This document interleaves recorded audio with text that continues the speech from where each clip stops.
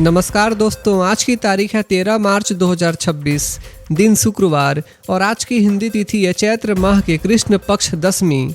तो दोस्तों सबसे पहले तो आज के दिन का इतिहास जान लेते हैं। आज 13 मार्च को राष्ट्रीय नेक इंसान दिवस यानी कि नेशनल गुड सामारिटन डे मनाया जाता है। इस दिन का उद्देश्य उन लोगों को सम्मान देना है जो निस्वार्थ भाव से ज़रूरतमंदों की मदद करते हैं।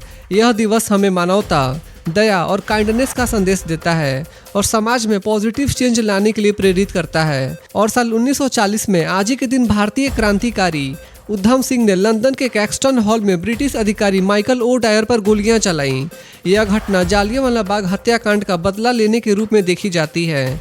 जालियांवाला बाग हत्याकांड के बाद उधम सिंह के मन में गहरा आक्रोश था। साल 1934 में वे लंदन चले गए और मौके की तलाश में वहीं रहने लगे। 13 मार्च 1940 को कैक्सटन हॉल में आयोजित एक बैठक के दौरान उन्होंने किताब में छिपाई गई रिवॉल्वर से गोली चलाकर ओ डायर को मार दिया। इसके बाद उन पर मुकदमा चला और 31 जुलाई 1940 को उन्हें फांसी दे दी गई।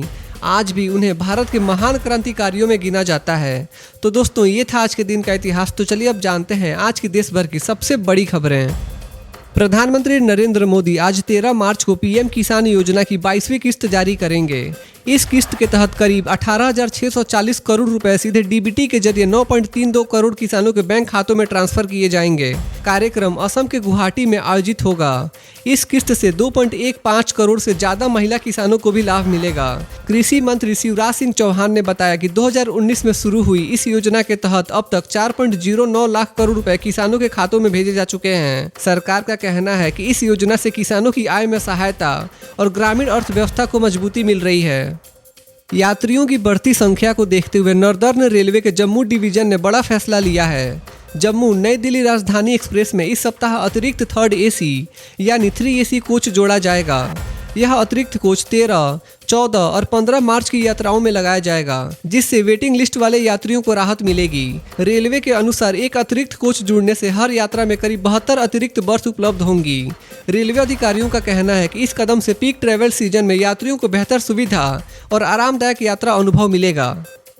इराक के बसरा तट के पास एक तेल टैंकर पर हुए हमले में एक भारतीय क्रू सदस्य की मौत हो गई है। भारतीय दूतावास ने बताया कि सेफ सी विष्णु नाम का यह crude oil tanker Marshall Islands के झंडे के तहत चल रहा था और यह अमेरिका की कंपनी से जुड़ा था।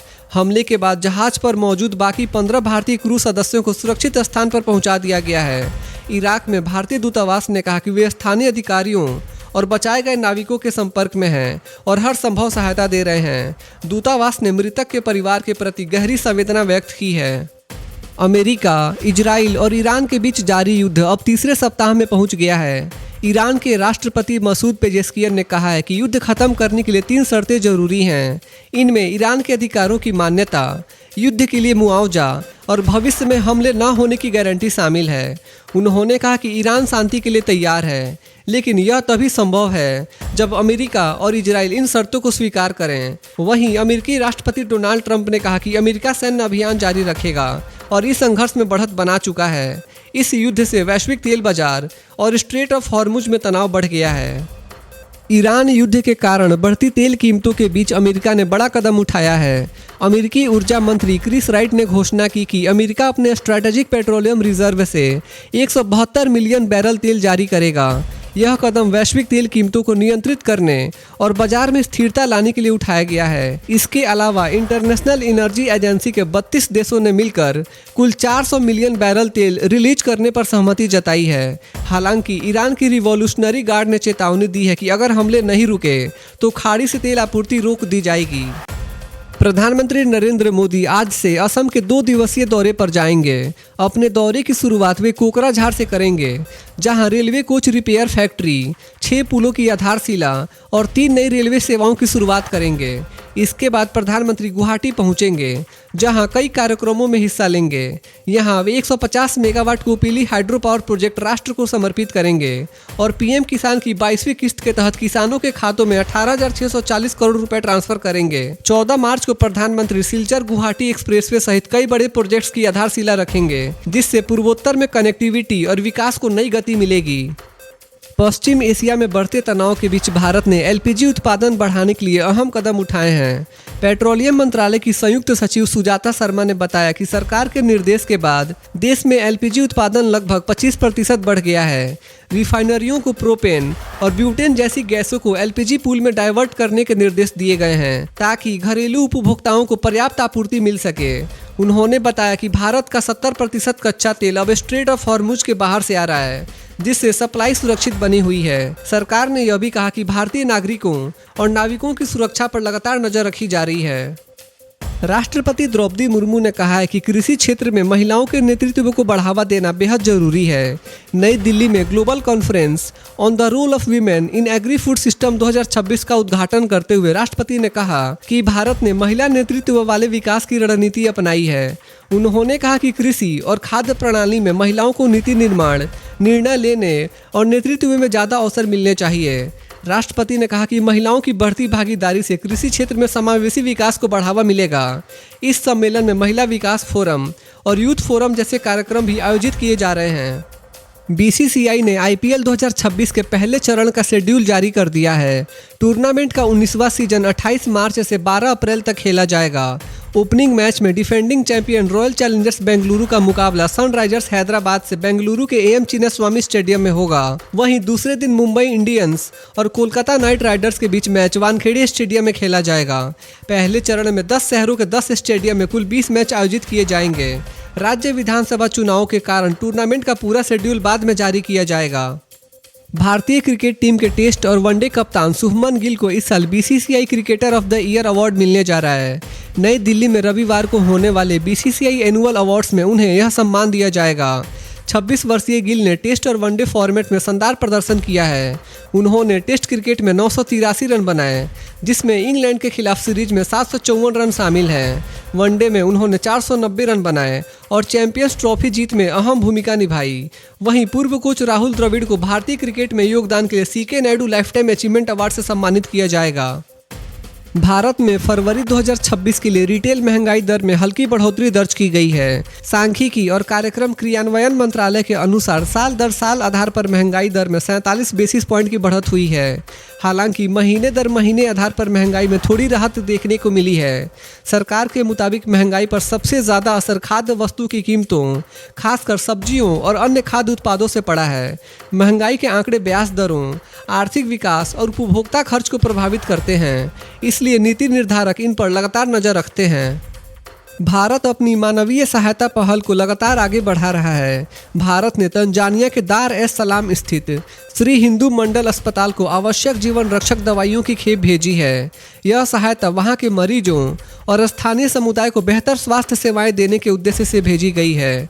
विदेश मंत्रालय के अनुसार यह कदम ग्लोबल साउथ देशों के प्रति भारत की प्रतिबद्धता को दर्शाता है। साथ ही भारत अपने विदेशों में बसे प्रवासी भारतीय समुदाय के कल्याण के लिए भी लगातार सहयोग कर रहा है। भारत की यह पहल अंतर्राष्ट्रीय स्तर पर मानवीय सहयोग और साझेदारी को मजबूत करती है। पश्चिम एशिया में बढ़ते तनाव के बीच विदेश मंत्री एस जयशंकर ने अपने ईरानी समकक्ष अब्बास अराघची से बातचीत की है। विदेश मंत्रालय के अनुसार दोनों नेताओं के बीच हाल के दिनों में 3 बार बातचीत हुई है। इस दौरान समुद्री सुरक्षा और ऊर्जा आपूर्ति की सुरक्षा जैसे अहम मुद्दों पर चर्चा की गई। स्ट्रेट ऑफ हॉर्मुज में जहाजों पर हमलों के बाद भारत ने व्यापारिक जहाजों की सुरक्षित आवाजाही पर चिंता जताई है। सरकार ने बताया कि करीब 9000 भारतीय नागरिक अभी ईरान में मौजूद हैं, जिनकी सुरक्षा और सहायता के लिए लगातार कदम उठाए जा रहे हैं। कुछ भारतीयों को सुरक्षित स्थानों पर शिफ्ट किया गया है और जरूरत पड़ने पर उन्हें पड़ोसी देशों के रास्ते वापस लाने की व्यवस्था भी की जा रही है। सोशल मीडिया पर एक फर्जी निवेश घोटाला तेजी से फैल रहा है, जिसमें प्रधानमंत्री नरेंद्र मोदी का एआई से बनाया गया नकली वीडियो इस्तेमाल किया जा रहा है। इस वीडियो में दावा किया जा रहा है कि 22,000 रुपये निवेश करके हर महीने करीब 3.5 लाख रुपए कमाए जा सकते हैं, लेकिन पीआईबी फैक्ट चेक ने इस दावे को पूरी तरह फर्जी बताया है। सरकार ने साफ किया है कि प्रधानमंत्री या भारत सरकार ने ऐसी किसी निवेश योजना का समर्थन नहीं किया है। लोगों से अपील की गई है कि ऐसे लिंक पर क्लिक न करें और अपनी व्यक्तिगत या बैंकिंग जानकारी साझा न करें। केंद्र सरकार ने सड़क दुर्घटना पीड़ितों के लिए पीएम राहत योजना शुरू की है। इस योजना के तहत सड़क हादसों में घायल लोगों को 1.5 लाख रुपए तक का कैशलेस इलाज मिलेगा।